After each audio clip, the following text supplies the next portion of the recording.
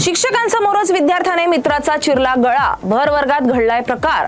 स्थळ विद्येचं माहेरघर असणारा पुणे जिल्हा, वेळ सकाळी 9ची, ठिकाण राजगुरुनगर येथील संस्कार कोचिंग क्लासेस। वर्गात शिक्षक शिकवत होते, सर्व विद्यार्थी शिक्षक शिकवत होते आणि ते शांततेत ऐकत होते। त्याच वेळी एका विद्यार्थ्याने दप्तरातील चाकू काढून आपल्या वर्गमित्राचा चाकूने गळा चिरलाय आणि होत्याचं नव्हतं झालं। भर वर्गात शिक्षकासमोर हा सर्व प्रकार झाल्याने सर्वत्र एकच खळबळ उडाली आहे। त्यामुळे मागील काही दिवसात घडणाऱ्या गुन्हेगारींच्या घटनांमुळे हवं-हवंसं वाचणारं पुणे शहर नको-नकोसं झालंय। राजगुरुनगर मध्ये एका इमारतीत खाजगी क्लास सुरू होता। जवळपास 30 ते 35 विद्यार्थ्यांना शिक्षिका शिकवत होत्या। याच वेळी शेजारी बसलेला एक विद्यार्थी आपल्या दप्तरातला चाकू काढतो आणि आपल्या वर्गमित्रावर हल्ला करतो। शिक्षिकेला आणि इतर विद्यार्थ्यांना समजण्याच्या आतच ही सर्व थरारक घटना घडते। काही वेळातच माध्यमांमध्ये बातमी येत पुण्यातील राजगुरूमध्ये चालू असलेल्या क्लासमध्ये गँगवॉर, विद्यार्थ्याने वर्गमित्राचा चिरला गळा, मित्र बनला काळ, मित्राने घेतला मित्राचा जीव, अशा वेगवेगळ्या शीर्षकांच्या बातम्यांनी संपूर्ण जिल्हा हादरून जातो। पाहूयात राजगुरुनगरच्या या क्लासमध्ये नक्की घडलं काय। अवघ्या 14 ते 15 वर्षांच्या विद्यार्थ्याने त्याच्याच वर्गमित्राला का संपवलं? हा सर्व भयंकर प्रकार घडत असताना शिक्षक काय करत होते?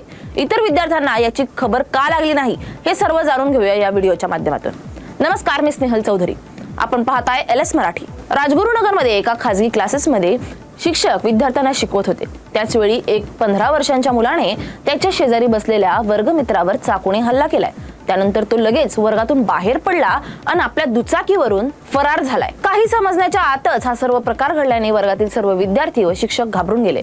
रक्ताच्या थारोळ्यात पडलेल्या या विद्यार्थ्याला लगेचच हॉस्पिटलमध्ये नेण्यात आलं। त्याच्यावर उपचार सुरू झाले, पण त्याचा काहीच उपयोग झाला नाही। काही वेळातच डॉक्टरांनी विद्यार्थ्याला मृत घोषित केलं। ज्या विद्यार्थ्यांना उद्याचं भविष्य घडवण्यासाठी शिक्षण दिलं जातं आणि ज्या विद्येच्या मंदिरात हे शिक्षण दिलं जातं, तिथं जर असे गँगवॉर होत असतील तर ती तुम्हा आम्हासाठी शर्मेची बाब आहे। ज्याची हत्या झाली तो विद्यार्थी आणि ज्याने ही हत्या केली तो हे दोघंही 10वीच्या वर्गात शिकत होते। प्रयाग मांजरे यांनी पुष्पराज शिंगाडे या विद्यार्थ्यावर चाकूने हल्ला केलाय। आई वडिलांनी ज्या मुला-मुलींकडून उद्याच्या भविष्याचे स्वप्न रंगवली जातात तीच मुलं असं करत असतील तर त्यापेक्षा मोठं दुर्भाग्य ते काय? पुण्यात हत्या घडण्याची ही काय पहिलीच वेळ नाही। पुण्यातला बाजीराव रोड एक वर्दळीचा आणि नेहमीचा गजबजलेला भाग। या ठिकाणी काही दिवसांपूर्वीच भर दुपारी मयंक खराडे नावाच्या 17 वर्षीय तरुणाची हत्या करण्यात आली होती। त्यानंतर कोंढवा भागात घडलेलं गणेश काळे हत्या प्रकरण देखील ताजा आहे। ज्यांचा अजून त्यांच्या करिअरचा किंवा भविष्याचा पत्ता नाही, अशा मुलांनी एखाद्याच्या जीवावर उठावं, इतकी हिंसकता मुलांमध्ये का आणि कशी निर्माण होतीये, हे राज्यासमोर आणि समाजापुढे पडलेला मोठा गंभीर प्रश्नचिन्ह आहे। यामुळे पालकांनी आपल्या मुलांच्या बाबतीत सावध राहिलंच पाहिजे।